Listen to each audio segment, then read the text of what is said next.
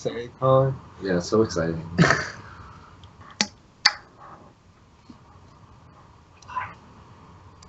Oh, hello, and welcome to the inner game of Smash. This is your host, Theo, Squible.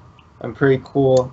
We got our other host, Mr. Tuesday, Hello. Howard, and we got Tian, who's in the other box. How's it going? And we have our super special guest this week, Clue. Hey guys! So, today we're going to talk about stages. The stages are cool. So, Tian, what's your favorite stage? Battlefield or bust? Ooh, oh, Battlefield's so dark. It's hard. Like if you play like Black Dock or Black Sheik, you like can't see them. Sometimes you get these really old CRTs with like bad contrast, and then you actually can't see anything on the game. They pick like red Ganondorf, and then you can't see anything. And then it's like through those like bad splitters for a stream, where it's not powered, so then it's even half light again. But you can always see the double jump spring on Battlefield, and sometimes I have trouble seeing that on other stages. Anyways, why is Battlefield the best stage? I think it's overall probably the most neutral.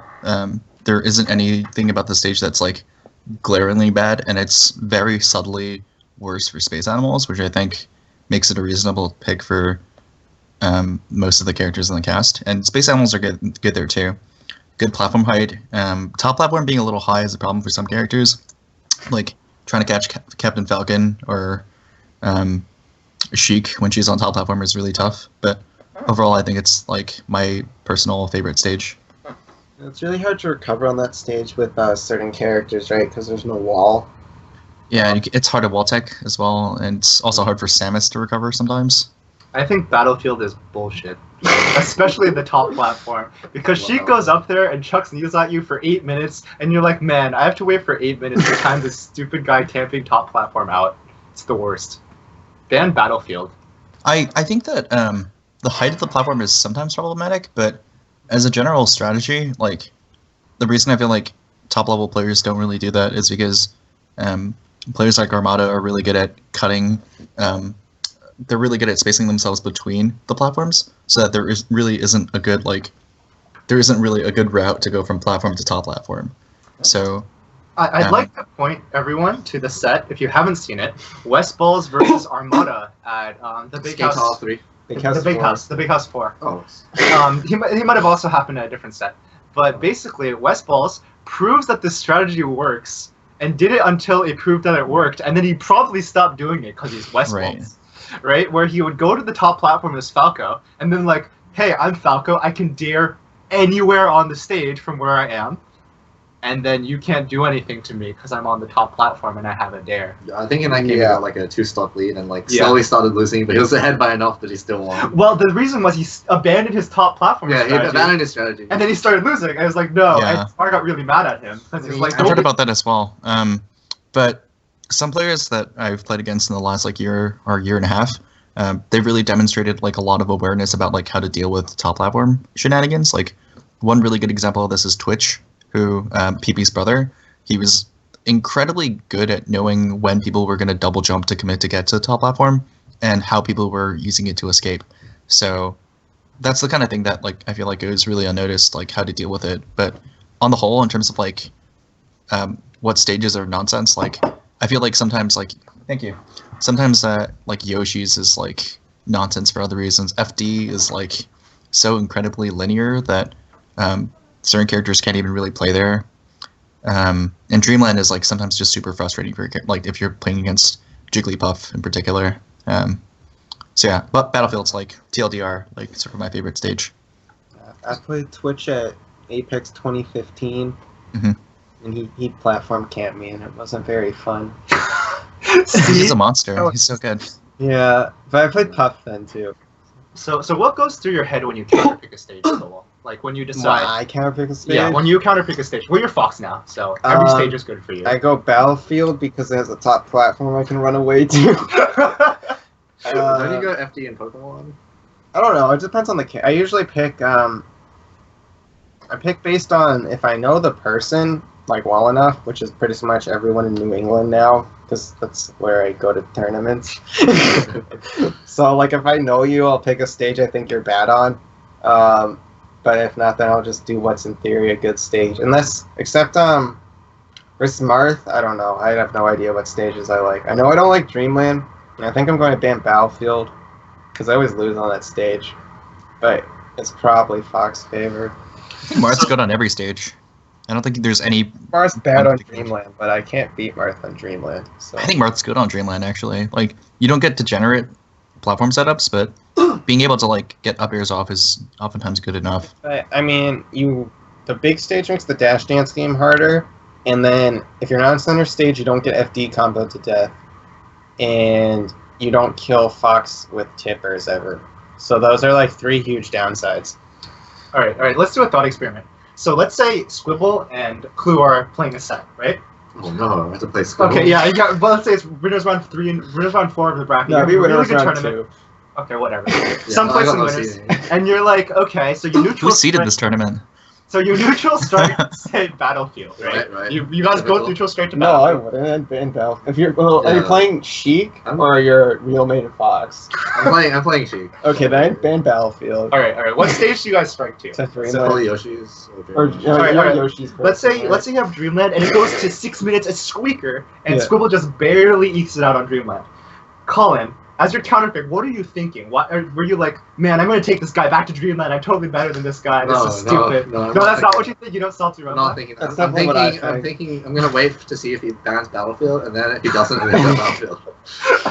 Is that your entire thought process? Get to Battlefield however you can. And then if he bans Battlefield, I'll probably just go to like FOD or Yoshi's, depending on how I'm feeling. Shoutouts to Bonfire that counterpicks FD against Spacies. Yeah, I think also like Santiago does that when he plays Sheik, because he thinks he's the best on FD against everyone. Which actually kind of does that too sometimes. Yeah. But I think it kind of depends on like what sort of Fox it is. I feel like whenever I play against Crush, like he destroys me on Dreamland, then I counter him to Yoshi's, and then like I do like pretty well and take him to Lost Stuff. Oh really? I feel like Crush is so good on Yoshi's. So I don't know. I hate fighting him there. Like, I have like a bit of a read on like which stage would be better. But if I don't, then I'll just pick Battlefield and then probably. Right. I think that's a really good way of looking at it. Like, if you have no idea, you go to where your character is quote-unquote objectively good. Yeah. But if you have an idea of how this this Fox plays, maybe he's really impatient and can't deal with a lot of space well, then maybe you take him to Dreamland and abuse your extra patience. Or maybe he's a close quarters monster, Yeah. and you're like, nah, I'm not dealing with that. Let's go to FD or even Yeah, I think it's a good idea to like observe what your opponents are, how they're beating you. Like, if you reflect that you have a 6-minute Squeaker against Squible, for example, but that like one of the stocks was a gimp, and then another one was like sort of like an unfortunate like trade at the edge or something, where you like die at a low percentage. It might not necessarily be the fault of the stage. So in cases like that, I feel like my preference is to really like not associate any kind of emotion with the result of the previous game, and to just pick what I think is like you know, the stage that plays to my strength the best and plays to my opponent's strength the worst. Does that make any sense? Like, even if I lost on a stage, I feel like there's some merit in like keep on continuing to play on a stage, even though the last game was not in your favor, and to like sort of figure out like what you could be doing better. And like, you know, I'm a little bit stubborn in that way, but if I truly feel like the stage wasn't the problem and that it was me, I have like no real problems going back. So, I don't know. There's like 2 problems with that. Is like the first one is that you may be passing up on a stage that's even better, because assuming you and your opponent both have like equal knowledge of each other, you should have struck to a stage that wasn't a horrible idea for you, or a great idea for you, because then it might be a better stage. Right. And also, then you have to rely on adapting better than your opponent, which you should always rely on, because if not, you're bad and you lose. But like, why rely on that when you don't have to? So, but also, Yeah. like, there's people who are tech skill monsters that can't think, right? So then you don't have to worry about adapting to a new stage as much, and you can think more. I don't know. So there's definitely merit of keeping things more the same, so you can not worry about stage differences. But There's then also your comfort opponent picks, right? doesn't have to worry about stage differences too, right? So it goes both ways. Yeah, there's a lot of chicks that like love going to FOD, for example, but it really comes down to the player. Like, against certain Foxes and Falcos, I hate going there because they're just so good at comboing you, and Fox can like attack from beneath the platform pretty freaking well as well. So it goes both ways.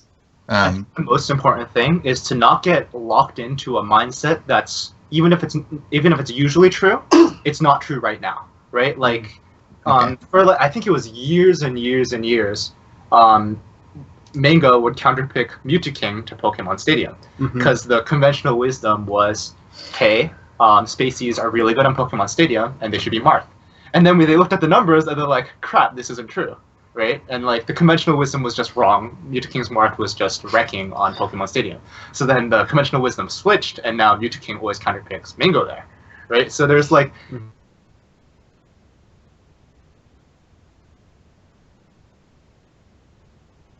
Is it called Frozen or something? Oh, sorry about that. That you can like fall into, and you have to make sure that you have to maximize your chances of winning, and like not be like, oh, this stage isn't typically good. I feel like that Fox should beat my character here, but that's not how the flow of the match is going. I think you have to make the read based on the day and your opponent much more than like objective factors.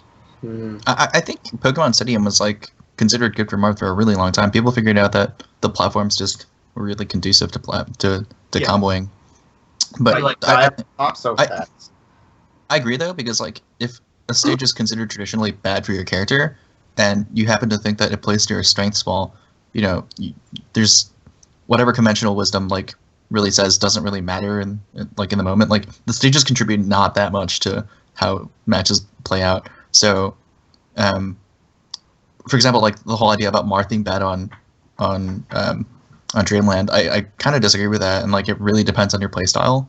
So, even if conventional wisdom tells you that you shouldn't go there, if you feel like that's like your best shot of being like Captain Falcon or Falco, you just like go there and do what you're comfortable with. Yeah, I know Northeastern Zone Stickman, or player formerly known as Stickman, now Tree, really likes the stage with the tree on it. Has it grown up? Yeah, he grew from Nice. a stick to a tree. The player formerly. And he also plays Marth. I think if you have it, the first thing you should refer to is just like your like matchup history. And so Theo like mentioned this earlier. You think about like if this person just like loses to me on the stage all the time, just pick the stage. It doesn't matter if it's like not theoretically the best. So an example at top level is like Mango doesn't take Hungry Box to Pokemon Stadium, which is sort of, or FD, which is the sort of consensus counter pick against Puff. And also against Hungry Box, but instead takes him to Yoshi's because he knows he does well on that stage. Sure. And against Howard, I feel like I would really not want to play against FD, even though that's a stage where Sheik is not theoretically that bad against Peach. It's like an interpersonal thing where if you know that your opponents are strong on a stage and that you're weak. I also don't play Howard on FD. It's really funny because when I play Squible, I don't mind FD. Yeah, he's fine against me on FD. But when I play on Pokemon Stadium, I do better than average on that stage against him for whatever reason. Yeah. I think it's because shield drops are terrible on that stage because platforms being on the platform. There's is no like, top platform, and transformations are hard. It's kind of like FD but shorter, right? It's hard to recover on that stage. Like on FD, it's obvious. Actually, it's harder. I think it might be harder to recover on Pokemon than FD because FD you can ride up the wall. You can't do that on Pokemon. And the platform. Sure. Will not exist. Yeah, you can. If you can recover on the platform, it means they're so close. You already had like 80 mix-ups anyway, so it's your fault for messing up in the first place. Because you could have like air dodged in 8 different directions. You could have done like a straight down, up B. There's so many options there. Yeah. Just here believe in the salty run back to the stage. I think it's a bad idea, but I do it a lot. Everyone does it, right? I used to be a salty run backer. I don't know if I've ever really done that. Is it a trap? Well, I think Battlefield. The only time I've done it is when like I play against like Spaceys and they strike me to Battlefield and then they win and then I take them back to Battlefield. Yeah, but that was an idiot choice by the Spacey, right? But that was only because I thought Battlefield was my best stage. Do you ask the Spacey want to go Battlefield? I don't just do it against Spaceys. That's the scumbag move. So I played Mr. Lemon at Mass Madness and I beat him on Battlefield and then he destroyed me on Pokemon and then I asked him if he wanted to go back to Battlefield and then I beat him on Battlefield. Oh, wow! So, Jeez, always ask them because you don't lose anything. Yeah. The inner game of scumbag tactics. You might as well. It's It's legal. See, I don't know. I don't really think that doing a salty rollback is a good idea, like on a stage, because like I feel like there should be some thought about like what stage you want to play on next, and if you're sort of just like riding on emotion and just like you're like, I'm salty, I want to play on that stage again, that's not really a good thing to do. But if you think about it carefully and you still think that that stage was your best shot, then I can much more get behind that kind of a decision. But you have to be careful. It's not your like emotions creating these demons in your mind that let you rationalize your terrible choice. Oh yeah, that can happen. Definitely a problem, right? But if those demons are in your head during your set, they're not going away, right? Like you're toast. Like you're not gonna have a revelation in the 30 seconds it takes you to pick a stage. You're just gonna you're done. Just play like the Dr. Mario noise over and over again, and it'll clean your mind. It's a good idea. I'm gonna do that next time. It's like an exorcism. Doctor. Yeah. Music King should try that one. Yeah. Drinking lots of water. That one's good too. Yeah. So some of my friends actually make it a rule that they never take less than a minute in deciding what stage they want to play on next. One of my friends, Vino, for example, always takes a lot of time between matches just so that he can like think clearly, and I definitely respect that. Like he wants to like go over the match a little bit, think about like what was working out. And even if it's like a salty run back for him, quote unquote, like I feel like there's deliberate thought being put into it. So that's just like, I guess like one preference. And it has the side effect of tilting your opponent. So that's good too. Yeah, I try that sometimes when I get wrecked and I can't figure out what happened. But then I never actually figure out in the minute what happened. Well, I think it conveys confidence like in yourself, because like even if you lose badly and you go back to like, if you get 3 stocked on Battlefield or something and you're like, I'm going back to Battlefield, like you can't help but process that as like a little bit like, all right, man, your funeral. But if you manage to like reverse that, then I really feel like your opponents don't really know what's going to happen next. And like, oh man, like I thought this was impossible. Has he figured me out? So yeah, it definitely goes both ways. And I would just like advise like not thinking too emotionally. So the dream when you salty run back someone is like, man, let's say you got 4 stocked and you're like, man, this is my best stage. I'm going to take him back immediately. Take no thought. Just play again and you win. But that never happens, right? Like that's just not a thing. So I've salty run back a lot of people. Usually when I'm like, man, screw this guy. I'm better than him. I should be able to beat them on the stage. But if you're in that mindset, it's like you're screwed because you're not respecting their options. You're not like playing them. You're just expecting it. Feel entitled to a win. If you ever feel that, it's really bad. So here's like a similar question. It's not quite the sort of like, suppose you're in a best of 5 and then you take them to, you lose game 1, you lose game 2 on your counter pick. Mm-hmm. Do you pick the same counter pick or you switch it up a bit? I usually ride or die. Like I think, so this is just like something that I played in recently. Last QCM I played at, I had to play a best of 5 against GSO, and I think I was down like 2-0 at some point. He was playing really well and like had really good. He was picking up on a lot of my bad habits. But eventually, like I feel I lost game 1 on Battlefield. I counterpicked Battlefield game 2 and lost. And at that point, your mind might tell you like, all right, this is a bad idea if you want to push this any further, right? But I picked Battlefield game 3, and that's when I started reversing the set. So at that point, he went like Pokemon Stadium, and then he lost on Pokemon Stadium, and then he was like, I don't know where I'm supposed to go, and then went to FD. So even though I was like a lot more stubborn in my stage selection, I was like sure that I'd be able to like get more data on my opponent than vice versa. So it's not always a bad idea. However, when I tried the same thing against Ice at EVO last year, it was a bad idea. I got 4 stock. And you are not a top 10 player in the world. Maybe it doesn't matter what stage stage you're 11. Huh? What if you're 11? Then maybe the stage selection does matter. But against Ice. It's picked Battlefield again and got 4 stocked. So that was brutal. I think at a certain point, stage selection doesn't matter, right? Like if you're I still wanted to up top like 10 player in the world and you are not a top 10 player in the world, maybe it doesn't matter what stage you're 11. Huh? What if you're 11? Then maybe the stage selection does matter. But against Ice, if you play Puff. But yeah, and you can be soft and you get 8th at. You could be soft. You could be Envy at tipped off 11, I think, beating Ice with Puff.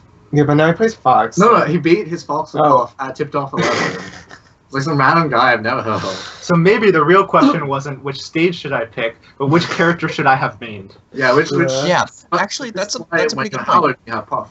Yeah. I don't think we've talked very much. We haven't talked very much on the cast about like character counterpicks, especially in best of 5s, because that's something that like in a best of 5 in particular, like there's so many like tips and like there's so many tricks you can like pull in a best of 5. I actually really like best of 5s for each. I like best of 5s when both players have at least 2 characters that they're good with. Like if you watch any so much. Yeah, if you watch a set between like Fly, Manita, and Mewtwo King, for example, you always notice that like Fly has access to Ice Climber's Sheik in that order, and Mewtwo King has access to like usually Sheik, Peach, Fox, and like Marth, something like that, right? Roughly in that order. And who he ends up using against them, like you get to see like a lot more diverse like tests, I guess, over time. And sometimes like you'll just like the character selection and the stage selection will both be surprising. So I think choosing a different character altogether, you sort of need to plan for it, because like if you're doing it to cover like a glaring weakness, like if you feel like Jigglypuff is just not going to cut it on Yoshi's and you have better characters on Yoshi's, then by all means play them, especially if you feel like they're trying to pick on your weaknesses. But you can't go into that kind of like a decision without having definitely planned well in advance for it. I think everyone here actually has like at least like solid secondaries, right? Like once I leave. Actually, and I think this is a really good time for Ku to step in with your amazing secondary Foxtail. Actually, I remember like this is kind of like where I came up with it. I remember when I played Theo one time, I almost beat his Puff. And then he like bested me twice and I lost because I was beating him. And then I was my counterpick. I thought he played Puff and I counterpicked him to FD, and then he brings out not FD. Pokemon, and then he plays Fox and like he barely beats me. And so, I remember that. But recently I used the same sort of strategy. I played against Dudasai, and I beat him in a 6.5 minute game on Yoshi's. Sheik versus Puff, and then I banned Dreamland knowing that he would counterpick to FD, and then I destroyed him with Fox. You next leveled him. Yeah. That's changing characters on your win. That's not even allowed in most games. Yeah. So that's what Theo did to me. Like he had an advantage on my counter pick, and then I did it to Sai because I knew he would pick up D. And that's what Mewtwo King does, right? Because like, how do you counter pick Sheik Marth? This is what Drugfox did to Leffen and almost succeeded at. And did succeed on Mango at that one HTC thing. Well, it shouldn't have worked on Mango because Mango. But it did. Because Mango's an idiot. Sometimes. Yeah, but he also lost to MacD at that tournament, so. Yeah. Shoutouts to MacD. But I think the surprise secondary that you bring out on your opponent's counter pick to make it no longer a counter pick for your opponent. Is pretty scary. It's like really dumb if you're 2 nobodies and they do that to you. Because like, and the top level doesn't matter because you know everybody. But if you're both like, I don't know, 500th in the world caliber, then they bring out their like pocket DK to counterpick your Zelda or something. And what if they just really know the DK? No, someone actually did that to me. I was in Chicago and I was playing Sheik Dittos with some guy. And then game 3, I banned like FD because that's what people do in Sheik Dittos. And then and then he picks Yoshi's Story and Donkey Kong. And Donkey Kong has 0 to deaths on Sheik on Yoshi's with up here off the top. Okay. And it's actually like if you haven't played, I have no idea. Like he just grabs you and you die. Obviously, Sheik can do the same thing. Wait, this is a verbatim his story about Zelda and DK that you were just talking about. I'm blown away by this. Yeah, like this actually happened to me in a Chicago, and he beat me. Oh wow. He beat me. Like I took the first one, and then he just 0 to death me. Where did you go after the Yoshi's game? No, that was game 3. So we traded. You should have gone Zelda. Yeah, I should have went Zelda instead. Oh, that's actually pretty interesting. So that's like what I call like the game 3 gambit, where like if you just need to clutch out a win, you can bust out a secondary that nobody has seen before and just like play it in a way that is kind of different than how you play your mains. Sure. So do you feel like you actually? Yeah. So I guess this is like for Clue and a little bit for Theo. When you play Fox as your secondaries, do you feel like you're operating in a Sheik shell, but you're just like doing Fox things, or do you feel like it completely changes the way you play Melee? I mean, I'd say I'm more of a Fox main now, so whenever I play Puff, I feel like I'm doing Fox things with Puff. Okay, yeah, right. I don't know. Like, there definitely was a while where I just did things that I saw other Foxes do, and then they must be good. But now I think, like, at least 5% of the time. That's infinite times better than 0%. Yeah. What about you, Clay? I think I definitely have a lot of chic habits when I play other characters. Yeah. Yeah, I use too much of the moves that are good with chic that aren't necessarily good with the character I'm using. But I think when I'm trying to use it for like a counter pick tournament, like to counter pick Puff, for instance, I try to do that only if I have like at least some sort of game plan. So that negates the sort of autopilot chic behavior. And Mitch said it's really hard to switch characters too, right? That's a factor because like there's different wave dash timings, like moves are different. Okay, Fox and Sheik are the same, but like up throw up air is a pretty tight thing if you're not warmed up for it. Yeah, if you're co-mating Sheik and Marth, like you would definitely have to warm both of them up, especially Marth, right? You can't really, like he's a high maintenance character. Yeah, doing his 3-minute hand warmers. Yeah, and you can't do 3-minute hand warmers if you're gonna like counterpick it. Like, you can do 3-minute hand warmers on Sheik. Do hand warmers between games, and then they made rules, so you can't do that. People half the rule set is Mewtwo King. Yeah. Well, in Melee, half the rule set is Mewtwo King. I think in Brawl, it's entirely 80% of the rule set is Mewtwo King. Yeah. Yeah. So, what do you feel? How do you feel about like the game 3 gambit, where like you bust out something like pretty strange and unexpected, like only in the last game, even if you had like won the second game? Oh, I think it's way too scary. I think so too, but some people have done it against me, and like and it succeeded. Yeah. Pretty crazy example. Me versus Swiftbase at one of the Mass Madnesses before.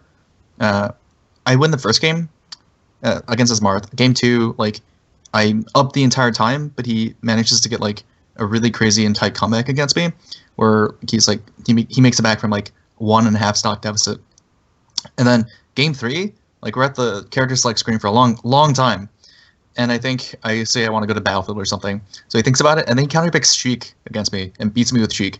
So like I was like, all right, I completely not ready for this. I'm like I had to like adjust a little bit to his Marth-like habits with Sheik. He would go for like forward airs and then dash back to see what I did, things like that.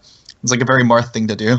But sometimes stuff like that works. Like if you feel like you can get the jump on your opponent and that your secondaries are good enough to like handle them on a macro level, doing the third game gambit is pretty good. So I personally take a while to warm up to my opponent. It's not uncommon for me to get completely bodied for a stock and then end up winning the game. And I think that's true for a good chunk of players. And I think that if you get kind of crushed game 1, and if you know that you are able to adapt, then going ride or die with your main is objectively the right choice.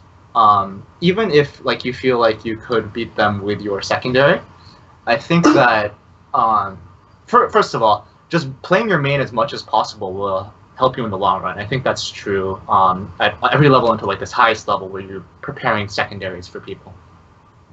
But in general, just knowing that you can be like, I can figure out his habits and beat them with your main is like, if you can do it without using your secondary at all, more power to you. One thing with your secondary is that if some characters your secondary usually don't do like the normal character things, and then that usually lets you get like about 2 gimmick stocks because you have a weird neutral game and you outplay your opponent. Have you seen the way Mewtwo King plays Peach against Ice Climbers? It's so degenerate. And then they figure you out because they're like, oh, you're just doing this thing, and then your secondary is your secondary. I mean, like, if you have a actually good secondary, this isn't going to happen. Most people's secondaries do, like, amazing at the start because it's so weird, and then you become terrible after, like, 2 minutes because they figure out your, like, new game plan, which is a huge gimmick, and then you lose.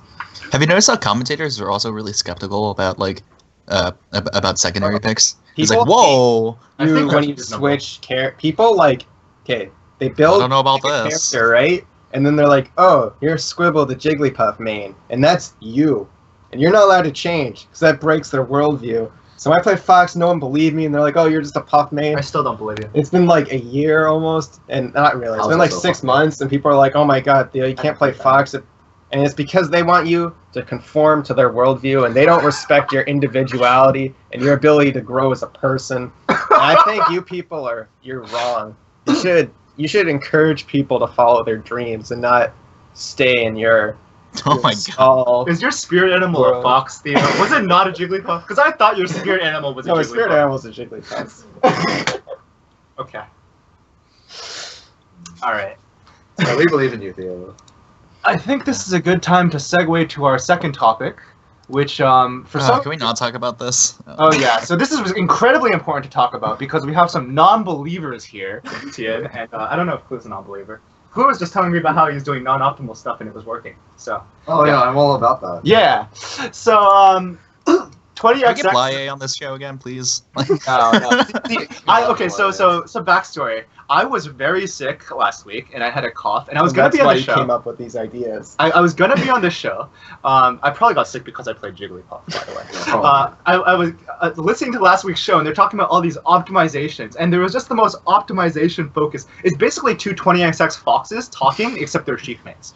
And they're talking about all the little optimizations that people aren't doing, and they're so bad, and only they did these things, it would be better. And you should listen to the cast, but don't, because it's just that. And I was so mad the entire time. Wait, were we really saying like you should be doing these things? Like, is that how it came across? That like people are bad because they're not doing this? And they're not doing that, and it's so obvious. And like, there's so much left on. I don't think that's how it came across at all. Like, we were just I was so mad. Okay, anyways. I just thought there's room for improvement. Yeah, well, there's always going to be room for improvement. That's not not what I'm angry about. What I'm angry about is this mentality that you should always be doing the best thing. And I don't think that's a reasonable mentality to have. I think that you should always be doing the good thing and the good enough thing. But I don't think the concept of best is healthy in Melee. And I'm gonna and that's like kind of what 20XX and 20GX is predicated upon, right? Like I don't think it's that crazy, Howard, and I don't think that like too many people disagree with that idea. Playing like the best Melee possible is ridiculous, and I feel like sometimes when people like exaggerate corner cases about like how they could have done one particular thing, it just sounds ridiculous, and I don't think anyone actually believes that. But you can do this really. But they do. Okay. Wait. So going back to what we were talking about with Jigglypuff, right? Like in terms of like power shield rests, that's already like starting to get to the point where that's like within human limits. And getting power shields like on Jigglypuff is not actually hard, given the way that, like. Given like the way she compresses. Every optimization is bad. What I'm saying is that this theory of we should always be trying to do the best thing in every situation, which a lot of people do believe. Like people, I think the 20GX Falcons are like, yeah, we're gonna set up these situations, have these perfect tech chases into these perfect edge guards, and like we have a flow chart for it, and we're just gonna get it every time. I think that's incredibly unrealistic. And I mean, you've heard about the way Hacks talks about Melee, right? Yeah. So Howard, do you think you're more of a macro style player then? Absolutely. So, okay. First of all, your punish game still needs to be refined, right? Like you still have to be able to hit the things you want to hit and be able to hit them hard every time. But trying to, for example, if you have a 100% chance to do like a 30% combo, then do it, right? Like, and let's say you have an 80% chance to extend that combo by another 10%. But maybe you mess up and get shined, and oh no, you're getting Fox comboed all over the stage. I don't think it's worth it. Like when you watch the top players play, the thing that really sets them apart from the players a tier below, in my mind, and one of the ways, there's a lot of things, is that they might not go for the utmost all the time, but whenever they go for anything, it hits, right? Like they get what they wanted to do. And people, like some people have been giving HBox flack, the most consistent and clearly the best Jigglypuff player in the world. They'd be getting him flack for not doing the optimal punish. But he does the thing he knows he can do every time. And there's a set between him and SFAT, right? Where SFAT's been kind of styling on HBox the entire set. I can't remember. It was I'm not yelling. I'm not yelling. Is it the one where he SDs at the end and HBox what the fox? off? What the fox? No. This was HTC. There's a green This is a press start. This is a press start. This is the one where Hungrybox uses his standing up technology. Yes. And SFAT counters it with his own. Oh yeah, but it was a bait. But it was a bait because Hungrybox knew that SFAT didn't have the standing up technology. Yeah, it's so hard to play Fox standing up. Yeah. Anyways, the point is, SFAT's been playing amazingly and doing all these super optimal stuff like the first two games. He has a huge lead. I think he had like 2 stocks, 3 stocks in game 1 and 2, or something absurd. And then HBox slowly grinds back his comeback. And the last stock, SFAT is up 3 stocks to 1 on Pokemon Stadium, has it all but locked up. But then you watch the Fox player play, and it's like, you can tell, he can barely L cancel, he can barely dash dance. The game suddenly became really, really hard. and that is Melee, right? Like, we laugh at this, but we've all been there when Melee suddenly becomes really, really hard, and you're like, no, my character is doing the move back and forth where you face left and right. No. We've all done that. Looking for the pocket change. Yeah, looking Yeah, for the commentators are starting to talk about spaghetti and have like, Yeah. we're looking at good Melee guys. and it's like, it's absolutely a thing that happens, and because Melee is such a physical game, right? Like, if you watch someone play basketball or soccer, you never think, man, that guy should have done a slightly more optimal punish on that defender's misposition, right? You can't do that in the split second. Like, you might be able to if you're a god in that one instant, but you can't do that consistently. You have to do the best with the microseconds you have to make your decision. And so the most important thing is that you get what you want. You don't let the situation turn around. You keep the momentum, and you get what you want. You don't go for the quote-unquote optimal. This is why when I hear the Crimson Blur talk about, oh, he should have done this super ridiculous punish with up tilt and all these, the turnaround thing that he could have done. He could have done But Crimson Blur coached M2K, and then Mewtwo beat Armada. But those, he probably wasn't the things he was coaching him on, or maybe Mewtwo can do this. But in general, like, when I hear that, I get so upset, because it's like, sure, he might have been able to do that if he was playing a board game with like a 6-hour timer, right? Like, Yeah. but we like to, when we talk about Melee, we talk about in this abstraction like it's a turn-based game, right? Like, and when we put it on pencil and paper, we think about the optimal punishes, and we go home and practice that. And then when the situation comes up in real life, we hope we can recognize it fast enough to get there, and that's fine. But Melee is not a turn-based game. Melee is a very physical game. In a lot of ways, has more in common with a sport than with a turn-based game. And so, like, let's say someone's playing basketball and he's open, and he, instead of going for the 3-point shot that he's open for, he takes 2 steps forward and takes the 2-point shot that he sinks. Are you gonna be like, man, that guy sucks, he should have gone for the 3-point shot well, instead? that's the current basketball meta, right? I mean, it kind of 3-point is. shot. Yeah, Because people thought 3 points were too hard, but then people practiced enough by believing in themselves and going for the hard option. And then who knows, by practicing it more, they got better. Yeah, Because like we only have like 2 people that actually talked about- play 8 hours a day in Melee, which is like Mewtwo King and Armada. If this game was That's not Korean, he used to. Oh, he used to. If this game was Korean, it'd be so much better because there'd be more than 2 people playing 12 hours a day. Well, another part of it is that it's right. so hard to shift between that single-player practice that you've grinded over and over into playing good neutral. Like, Armada can do it seamlessly, it looks like. Yeah. But I don't think Mewtwo King can. I don't think most other people can, to go into their set style punishes. And, like, if you're always thinking, I'm going to hit him this way and get the absolute best thing, it can be like, oh, it's so predictable what you're going for. It's, like, obvious. That's, like, so amazing with Armada because his neutral game is a lot of, like, just throwing things out. That's what it looks like. I don't know. And it converts off of everything. But he, like, converts off every hit. So, like, he must be reacting, hit confirming it. So Armada is, like, basically the best player in the world, and because he can do that. But for everyone else, I think that it's, if you're thinking about these intricate, elaborate combos, it's going to make your neutral game look like ass. Like, there was a period of time, it's not true right now, but Mewtwo King's neutral game was grab, grab, grab. Oh, no, I hope you ASCI down grab. ASCI grab, crouch Because no one else knew how to do To be that. fair, he had a lot of tricks. To be get fair, the he No one- got them. No one else did crouch cancel grab until 2015. But Mango put it more succinctly than I can, right? Mewtwo King always wants the best option because it's the best option. But because you know it's the best option, he knows it's the Shout best outs to option. computer called file. Yeah, yeah. You both know what he wants. It's really easy to punish him for going for it, right? And like no one questioned during that era of like 2010, even when Mango was styling on Mewtwo King, that Mewtwo King had the best punishes in the world, right? Like he had clearly set up these optimal situations in his head, and he was trying to create them on the board, on the game, so to speak. But Mango's like, ha, I know you want that. I'm just gonna body you for going for it. But now we watch like Armada Left and Fox Dittos, and like you just throw out grab, and even though it's punishable, you get so much off the grab and a punish that it's like worth having your really lame board. Well, not lame, but it's like kind of dumb. It's like run up grab for like half their neutral game because it's so good if you hit it, even though it's really risky. It's a medium risk, high reward strat. And Yeah, then and, like, and if you Left miss the and grab, you like- probably get grab. they grab you in return. It's like Yeah, this but stuff well, is- not always, because grab, if you jump cancel it, they have to be like kind of prepped to punish It's it. hard. So- Yeah. Yeah, it's like whereas like Mango spamming his like turbo mode aerial shine up smash stuff, except for up smash, but all his other moves, that's like very low risk but low reward. But he's just so it's like, I don't know, if it was like a 1 on risk, it would be like a 1.1 reward. I think it's like plus EV as long as you execute perfectly. Right. So who here thinks that they can, like, no matter how good you are, you're just not going to be able to make the perfect decision when you're under mango pressure.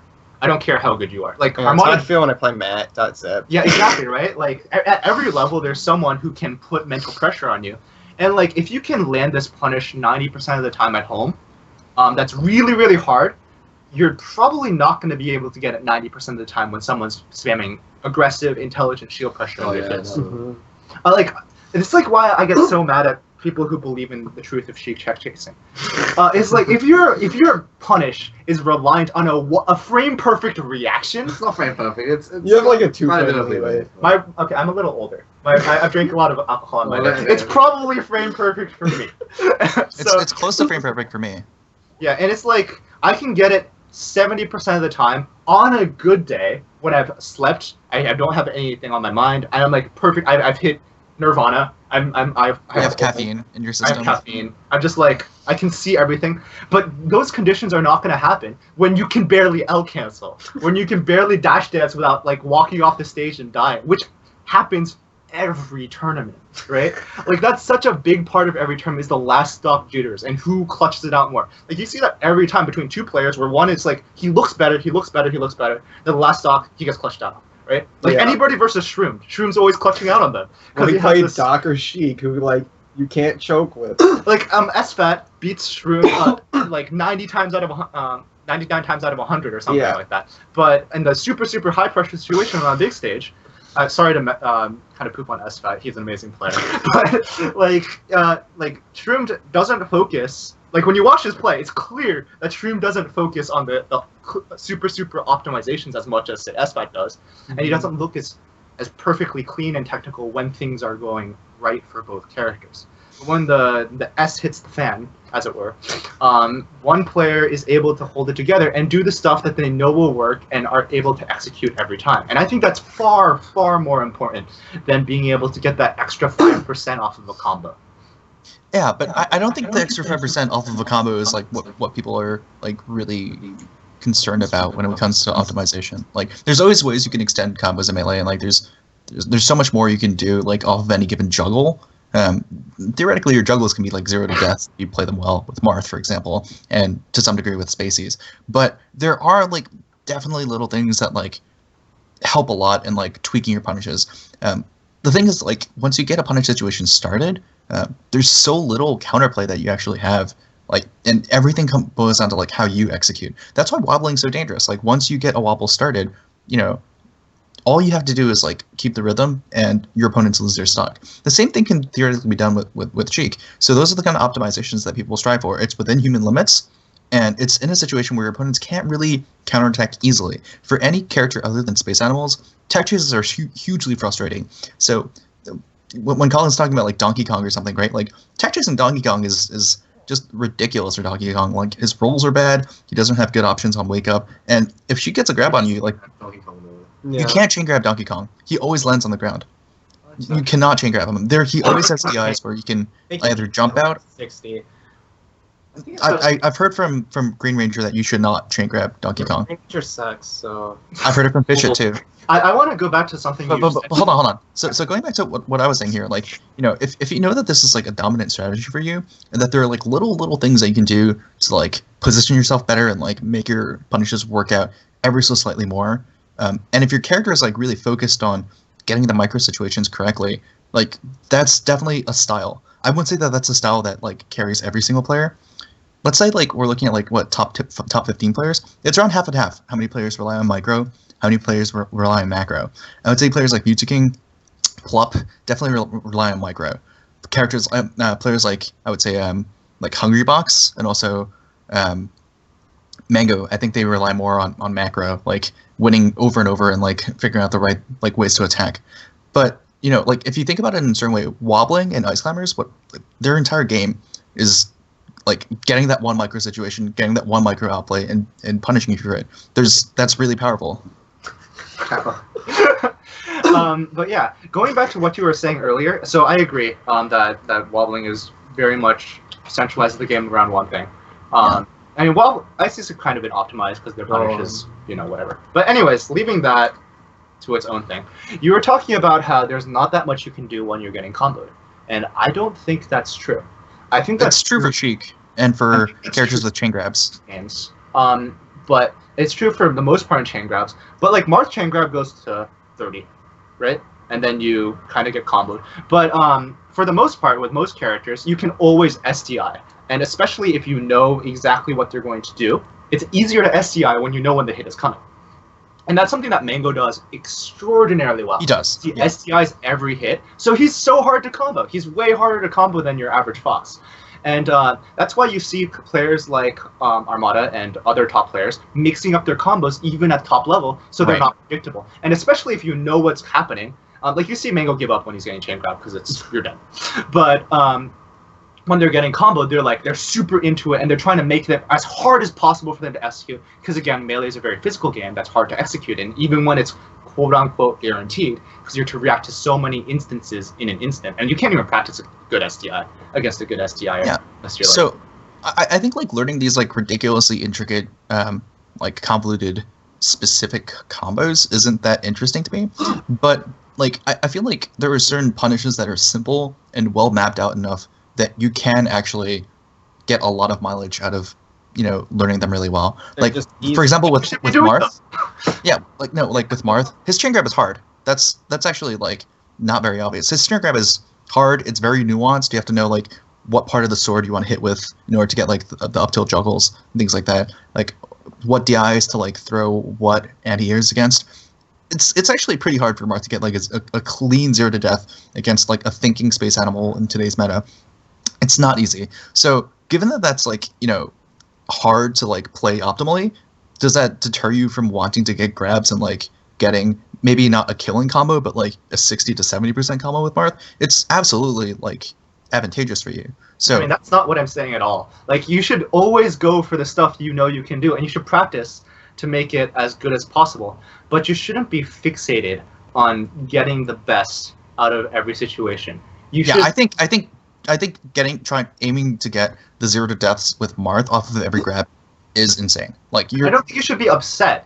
This is something that happens to a lot of professionals. I said obsessed. Yeah, I agree, but also upset. Because a lot of the people who go into this kind of 20xx style are super perfectionistic types, right? The kind who want to be I'm going to set up these single-player situations and be able to wreck them over and over and kind of iterate my superior algorithms all over your face.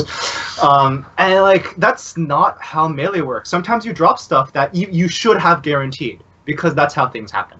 And you can't let that bother you. And I think that's really important. And be able to translate that, a dropped combo, into, first of all, not getting comboed, but also retain the momentum. That's super important too. And I think one thing you don't like to see is when people... One thing you don't like to... I'm sorry about that. One thing that you don't really like to see is when people try to do the optimal thing, and then the moment it doesn't work, they start shaking their head and doubting themselves. That's right? the worst. That's the worst. So, and you see it all the time. You see it all the time. Right. I had this cool setup that I practiced at the lab, and I dropped it right on stream when I was going to. That's when you know the mind palace. Yeah. So the mind palace is just crumbling. You should have hit it. Yeah. So you really have to live outside of that moment. Even if you're committed to a quote unquote optimal style, you have to recognize that when you've dropped something that you can't let it get to you. You have to be in the moment. You can't think about, oh, that was such a juicy combo I could have had and he should have been dead, things like that. I imagine that's the case when Marth drops a tipper from chain grabs, when she gets a dash attack and it just leads into nothing, right? It's frustrating, but that's not the problem. You'll get your chances, right? So I do think that it's good to play a macro style for sure. And I definitely feel over the years, I've transitioned from being a macro style player to much more of a micro style player. And that's sort of a reflection of what I think is important for the Sheik meta at the moment. There was a time where you could get away from just grinding people to death with aerials and needles, but I feel that's not the way to win against space animals now, and you have to be really, really good at your tight punishes. So I think there's basically two different ways of looking at optimal. I think the first sort of straw man optimal that some people maybe believe, but I don't think that many, is this idea that, okay, so I know if I get the reaction tech chase perfect, it's like the best option against Fox. So I'm going to do it anyway, even though I know I only actually get it half the time. I think like the kind of optimal that I think a lot of people talk about is the optimal in the sense that actually takes into account these sort of the chance that the hard punish will actually work. And Yes. I think, this is also like Armada style. Like if it's something that you actually can get every time and it's like really good, he does go for it. But he doesn't do, the sort of hacks 20xx, really like impossible to execute stuff that is like kind of more optimal. He goes for these punishes that are extremely strong that he gets almost all the time. Okay, so simple example here. Let's say with reaction tech chasing with Cheek, you know that you can get down smash 100% of the time on reaction against no tech and tech in place, but that you get grab like 50% of the time. Do you go for the grab or do you go for the down smash? I go for the down smash. I go for the down smash too. Yeah. Well, so, fine. Just go for up smash every time. I think up smash is a guess. Up smash is always going to be a guess. But down smash you can react to because it's 5 frames. It's like 2 different modes. Like when I was playing like friendlies earlier, I try to do the reaction tech chasing in friendlies to get more practice doing it. Even though I think if I had to play a Fox in tournament right now, I'd very rarely actually do the reaction tech chase because right now, I know it's like the rate I'll get it at, it's not enough. But I definitely think like practicing to increase that rate isn't worth it in friendlies most of the time. Yeah, this is getting to a part of Smash that's really interesting, where it's not only about like what's going on inside the game, but it's also going like what matters is like a clashing of philosophies. So if you're like very representative of like a macro style where you feel like you don't need to rely on like the details to win, that can be like the way you think the game should be played, and a lot of players play the game that way. But you can also play the game where you fixate on very small details and drive situations towards those details. And like at the end of the day, you really get to see people's personalities really clearly, depending on like what they choose to focus on, right? I think you can focus on both, though. I don't think it's good to put people into groups like that. Like it's a false dichotomy. Yeah, but there's definitely players that orient more to one way or the other, except for Amon, who can both for some reason. Oh, I was neutral game, so just never approach. It's not that. I don't know. So something that you were talking about a little earlier that I think is super important is that the players try and orient the game to those situations where they have dominated. I think Hax has that more than any other player. It's like in a certain subset of situations, if you're tangoing with Hax, you're going to lose, right? Like that's just a fact because he has broken his hands perfecting this technique. And like he's just gonna beat you at it. You don't want to play Hax at his own game. You need to steer the game into waters that he hasn't figured out entirely and beat him outside of his element. And I think that's super important. Also, the more you're thinking about your kind of single player iterations that you can do where you like do your 6-6-6 combo that you have practiced and have 100%, the less you're thinking about which way am I being predictable. Because there's only so much space you have in your brain to think about so much at a given time. You can increase that by playing more, but at the end of the day, it's a limited resource for everybody. And so if you're thinking about how to land this sick combo, you might not be thinking about how he's going to land his hit on you, thinking about that quite as much, if you get what I'm saying. Like the more time you thinking about your single player punish, the less you're thinking about the 2-player interactions happening. Yeah, it can't be the case where like you're devoting so much brain power to it that you lose sight of the game, right? Like, because let's say you're playing neutral and you're just like trying to drive the game towards like one very specific like corner case situation that you know better than anyone else. I feel like with very few exceptions, that's just not a good idea. Like, and you kind of see like sometimes like when people are playing, they suddenly remember, oh, I want to like abuse crouch cancel forward tilt with Sheik, or like I want to abuse like wave dash back down tilt with Peach, something like that, right? And you could tell that they're going for it, and that like they're starting to suspect that the other player has seen through them, and that they're like, yeah, you're just trying to cheese me with this. I'm not gonna run into it, and they still go for it for like an extra 5 seconds until they realize, all right, like I'm fucking dumb. Like. You can't be stubborn about things like that. But what is important is once you have like a situation that's set up on your terms, there's a lot you can do in terms of like trying to tighten everything.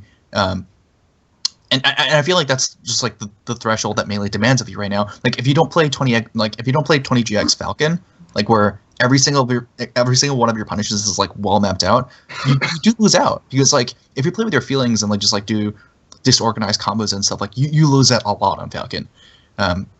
especially like on characters like Falcon and Marth, where you have to kill characters at certain percentages, it gets really rough if you don't have like a good algorithm, pretty much. So that's definitely true. Like, I'm not saying that it's all bad, right? There's obviously a lot of good to be gained from optimizing your punish. I just think that there's an overemphasis on it at times from a certain very vocal part of the community, and that's what this. That's what it always is, right? Because like, about.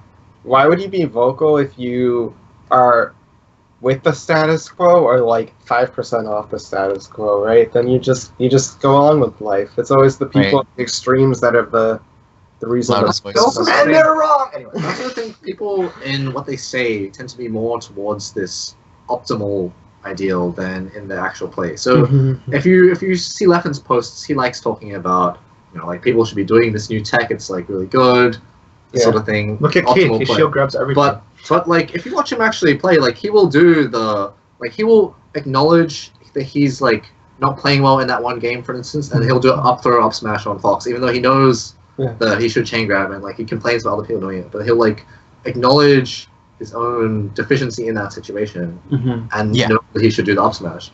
And Leffen's the most ride or die optimal player of anyone near that caliber. Well, he's always ledge dashes. In practice, Leffen is not quite as optimal as in that sense as or Hacks even. We were talking about this on the show last week.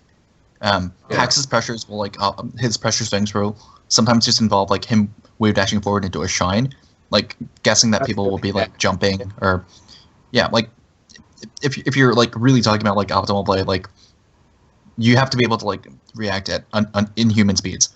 So what he does is I feel like he acknowledges on some level that there's only so much like he can do, and he's just covering common defensive choices and doing the best thing that works against like a good number of defensive choices. Man, like all this 20xx like talk has got me like all hot and bothered. I just want to like reaction tactics for an hour now, but I don't know. Like at the end of the day, it's ultimately just an ideal, right? Like it's just like Smash philosophy. You should win the way that.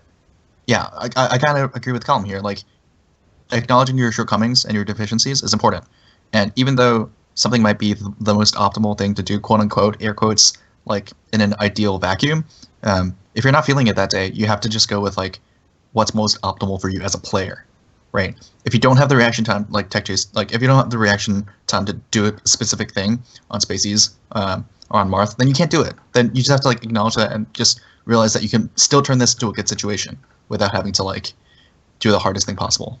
Yeah. All right, that's just about it for this show. I think we wanted to talk about a couple of other things. I guess, what was it?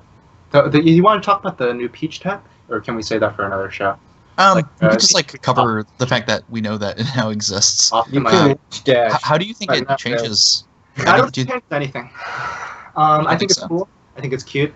I think it's gonna have a very, very minor impact. Like Peach never has float on the ledge, right? Like, I mean, you could work to try and get float on the ledge more, but like most of the time you're going to the ledge, you're not there by choice. And if you're on the ledge as Peach, you're already in a bad spot. You've used your float already. If you haven't used your float, then yes, it is useful, but that's like 10% of the time. And even then, it's not nearly as good as Invincible Ledge Dash, right? Like you don't get any hitboxes out invincibly. You don't get anything. Like it's good. It's nice. Does Peach have Invincible Ledge Dash? I don't think she does. Oh, she goes down under double jump before she goes up. That's every iframe. Yeah. So I mean, it might be a good alternative for her given her limited options. I mean, it's something, right? Like it's another thing. You can air dodge onto the stage. It's like that. It's that level of gaming. So do you remember when people were talking about like Dr. Mario's invincible, like a beast all on the edge and things like that? Multiple frame perfect inputs to kill yourself. I know. So when I hear about stuff like that, like I hope it comes across that like I'm not so interested in what's optimal that like I'll put a lot of store into that. Like, oh, docs are stupid for not going for this like frame perfect up B optimization. That's not what I'm talking about. But like, I don't know. Like, you have to accept that certain things have just limited utility, and that while it's like possible, like if you can't reproducibly do it, then what's the point? I mean, right? I think to be fair, for some sort of argument for the other side, there are some things in Melee where the community consensus was that this is too difficult, you can't do it. And then Sure. a player, often an Armada-esque player, shows up and shows that you can in fact consistently do it. No, everyone's Armada essentially Shine, ledge dashing. Armada Shine, Invincible Ledge Dash, and that wasn't Armada. Even like That was shield legendary. dropping. Shield dropping, reaction tech chasing. All of these things, reaction tech chases consistently. I think a lot of these things, like, there is something that can be said for at least trying to do it, even if it seems kind of impossible, because you're not really sure that it's impossible yet. But Yeah, I feel like after a it lot. becomes clear that it's impossible, then I think the community needs these madmen, right? Yeah. Like Yeah. they might be crazy, but they're doing good work by going out there and being like, this is impossible, this isn't. This is impossible, this isn't. And like they've done a lot of good work, and we would not have the game we do without their efforts. But sometimes they go a little crazy. This is like when you're pushing the game towards its physical frontiers, where beyond this point, it's just like this nebulous area where, given certain physical like predispositions, you just won't be able to do this. But if you're like Wizard or something, sometimes these things become possible. It's really cool to see like how the game changes if you have like 2 more frames of reaction time to work with. But on sometimes that note, I wanted to just give a shout out. There was like a Reddit post, a comment by Praxis about this game design issue. which one was that? I don't. Maybe someone can in the chat can post it, because the chat is usually really good at finding links. But it's just a response about like this sort of physical element of melee. Being I Oh. read that. That was that a one good was post. an actually good Reddit post. yeah, that was actually good. That's why I'm mentioning it. And like Yeah. even in board games like chess, right? You have 6 hours to think over an entire game. People make mistakes, Mhm. right? Like, Yeah. although in that case they are actually looking for the best move. Yeah, So it's a little Just, different. You actually want to play optimally. Yeah. Don't take these lessons too far, kids. All right. Yeah, and Go is a game that's definitely not played optimally. Unless you're Alpha Go. No, I still lost. He lost again. Yeah, but that's only off like 6 months of training. The robots are gonna take over. Okay, so maybe as like a sign off, like let's just go around and say whether we believe in playing for the micro game or playing for the macro game, and whether or not we think. I don't even know what that means, to be honest. Okay, fine. I think the question's Do you bad. feel like optimal is like an ideal worth striving for? Yes or no? No. Yeah, sure. Yeah, but Yes. I tournament. I don't know. I think we can't summarize. I can't summarize my opinion in like under a like long conversation that we just had. Do what wins. Whatever. I it takes just to win. yeah, like but you want to practice so you get better. So you need to try the hard things in high pressure situations. But also some things are impossible. But who knows? Also, everything that's a one frame link in Melee is like inherently sort of impossible because of the way it does polling, but not always, because you can buffer moves for a frame. So Melee's weird. Colin, do you believe in optimal melee? A little bit. About the same as Theo. I guess I believe in it like the most of the people here. You're lame. I think it shows. Obliging. Yeah. But yeah, like I still think the best thing to do is to know your limitations as a player and not be hellbent over doing what. Feel like people- the best or nothing. Like Mutual. Yeah, not every single Falcon can play like Wizrobe. That's just physically impossible. But if you can be a good Falcon without playing like that, that becomes your style. All right. I think that's it from us. Do you want to do shoutouts? Shouts to Makari thinking he can beat me the next time we play. You're clearly wrong.